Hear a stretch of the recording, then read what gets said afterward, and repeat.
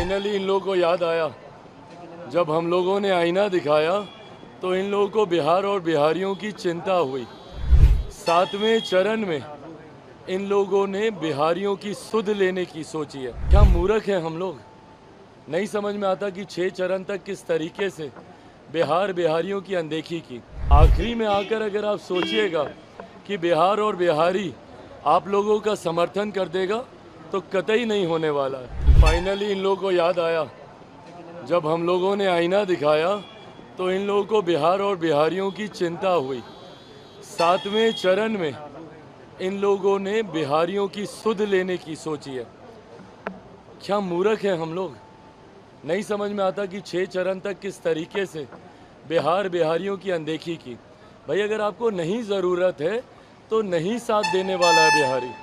आखिरी में आकर अगर आप सोचिएगा कि बिहार और बिहारी आप लोगों का समर्थन कर देगा तो कतई नहीं होने वाला है। ये फैसला पहले ही अब तैयार हो चुका है। 4 तारीख को औपचारिक ऐलान इसका होना बाकी है, पर फैसला तैयार हो गया। कल 6ठे चरण का भी मतदान हुआ, उसकी भी जानकारी आप सबके सामने आई होगी। किस तरीके से एनडीए गठबंधन, अगर मैं राष्ट्रीय स्तर पर अगर मैं बात करूं तो लगभग 350 से ज़्यादा सीटों पर अभी तक परिणामों में हम लोग पहुंच चुके हैं। बिहार में 40 की 40 सीटों की एक औपचारिक घोषणा 4 तारीख को होनी बाकी है।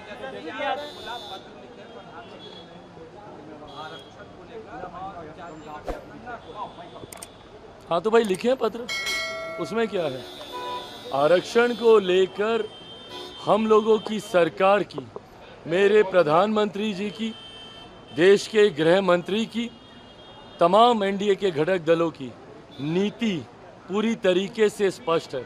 और जो लोग आरक्षण को लेकर डराने का प्रयास करते हैं, भाई कांच की हांडी बार बार नहीं न चढ़ती। 2015 में ये प्रयास आप लोग कर देख चुके हैं। ऐसे में ना आरक्षण को कहीं कोई खतरा है, ना संविधान को कहीं कोई खतरा है। जिस तरीके का भ्रम, डर फैलाने का ये लोग प्रयास कर रहे हैं, इस बार बिहारी डरने वाला नहीं है। बिहारी जानता है कि ये बातें बोलकर सिर्फ आप भ्रमित इन लोगों को करना चाहते हैं। तेजस्वी यादव कह रहे हैं कि प्रधानमंत्री मोदी जेल भेजने की बात कर रहे हैं 4 दिन के बाद, वो डर गए हैं। 75 साल का बुजुर्ग, आप 34 साल के युवा से डर गए हैं प्रधानमंत्री। भाई देखिए, ये तमाम बातें न्यायिक प्रक्रिया का हिस्सा है। किसी को डराने की सोच के साथ नहीं। आपने भ्रष्टाचार किया है तो आप पर कार्रवाई होगी। दुनिया की कोई ताकत आपको बचा नहीं सकती अगर आप दोषी हैं। और यही बात मेरे प्रधानमंत्री ने कही। जहां तक रही बात डर की, कौन डरा हुआ है ये इनके बयानों से। जैसे जैसे बयानों की तीव्रता बढ़ेगी, प्रशासन की मिलीभगत है, कॉन्स्पिरेसी है, ये इसका एजेंट है, ये उसका एजेंट है। अभी तो हम बोल रहे हैं कि जिस दिन से आप लोग एग्जिट पोल शुरू कीजिएगा उस दिन से ईवीएम पे भी ठीकरा फोड़ना शुरू हो जाएंगे। तो 1 तारीख के बाद से 4 तारीख तक ये रोना गाना चलेगा ईवीएम को लेकर। और 4 तारीख के बाद तो फिर स्पष्ट ही हो जाएगा कि ईवीएम का दोष है, कैसे एनडीए को 400 प्लस सीटें आ गईं। ये तमाम बातें अब उसी दिशा में जा रही हैं जिस दिशा में परिणाम आने वाले हैं। बहाने तैयार करने की रणनीति पर अब काम किया जा